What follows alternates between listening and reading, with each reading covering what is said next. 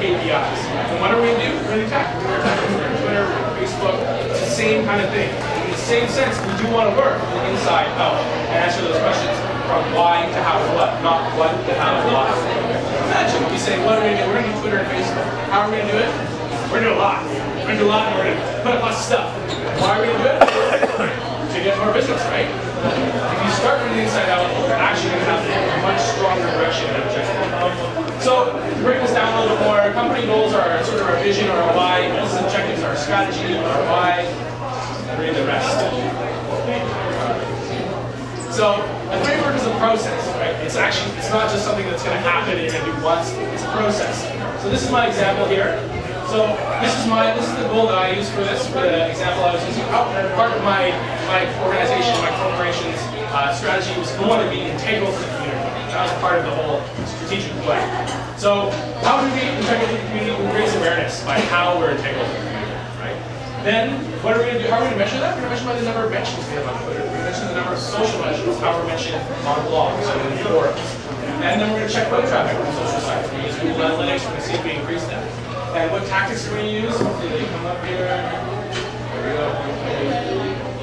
Those are the tactics I'm going to use, right?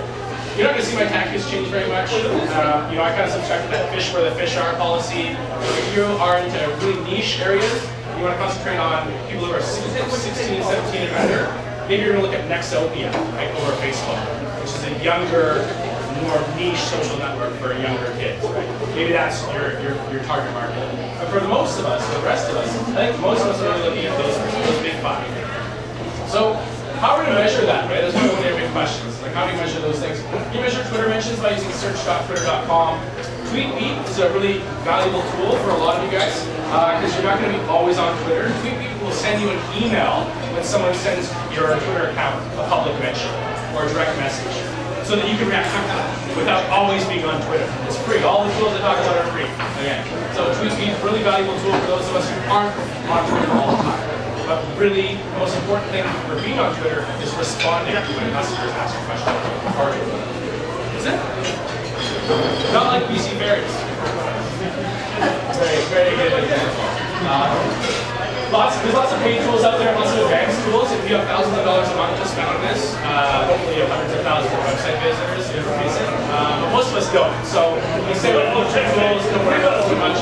And in terms of this extensive measurement, you do it as much as you want to. I'm not telling you you have to do all this stuff.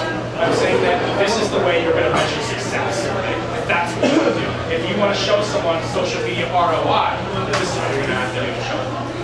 So social mentions, again, talk about those, and then website analytics. I do a lot of the same tools because there are a lot of the best tools on free bodies. These are the ones. So here's another example.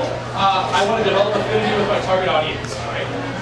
That's my business goal. That's my social media marketing goal. I want to have them trust me more. What am I going to do? I'm going to increase engagement with them. I'm going to talk to them more, I'm going to offer them more information, I'm going to offer them more deals.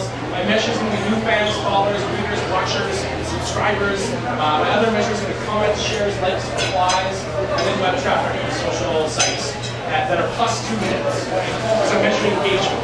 I don't want to see the measurements when you spend 5 seconds or 20 seconds on the site. I want to see them spend more than 2 minutes. That means they've actually engaged in those things with my brand. Those tools again. I left out Flickr on that one, just because I don't know why I did. Flickr is actually really great. The reason I want to say Flickr is, the main thing is, remember when everyone wanted to get the picture taken, right? You're at an event in the early 90s, oh yeah, I'm with Terry, take my picture, and you take the picture and you get the beer and everything. Now, you can use Flickr to do it, right? You don't have to have them go to all this trouble to send them a physical photo. You can say, yeah, here's, we're here to take pictures of this event. Here's our business card, our Flickr site's on it. Come check us out in 7 days, or put it on the blog. You'll get your Flickr slideshow on the blog. So come to our blog, the photos will be up there in 5 or 7 days. Well, not only do you have your event that one day, but you have these people coming back to you, right? And that's developing an affinity. They're seeing the value. Yeah, they love the photo, but guess who they get credit for that feeling for loving the photo goes to your organization. And on that note, I gotta give Terry a lot of credit, right? Meetups, probably, it actually might be the most effective tool on social media. Because really, one of my major messages is bridging the digital divide. If you're just a digital avatar success is going to elude you, I promise. But if you come and you meet people you've met online, whether you're in Boston for 5 days and you look up your followers in Boston and you link up and have a beer with them, I did that last week. It was great. You know, it was amazing. But this is where it happens. It happens in person. You take those opportunities online to make a connection, and then do your best to take that offline. That's what we really want to do, because that's where business happens. So these are the 4 things you're going to need, right? You need people, you need some time, you need some technology, you need some knowledge. Knowledge is power. The knowledge is also like free right now, right? A lot of the knowledge is free. That's where I didn't pay anyone to learn. I just read everything I gave my hands on for a year and a half. And I just tried some things. You need to experiment as well. That's what's going to teach you the most.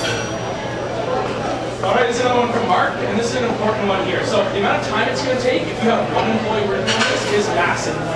If you have 2 employees working on this, it's going to be better. 3, 4, and you can see what this means, right? So the amount of people you have engaged in social media, whether it's you have your customer service person or your receptionist, act as your customer service person, you know, on Twitter, that has value, right?